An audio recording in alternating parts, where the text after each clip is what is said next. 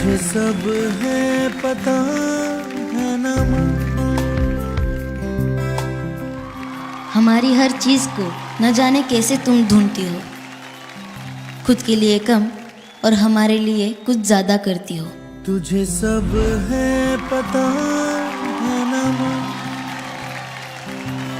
तुझे सब है पता। सपने और अपनों में हमेशा तुमने अपनों को चुना है।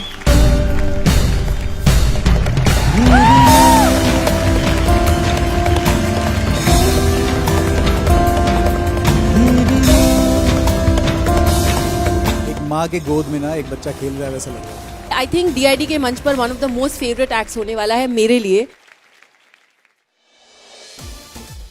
शनिवार और रविवार रात 9 बजे ZTV पर। ZEE5 ऐप अभी डाउनलोड करें।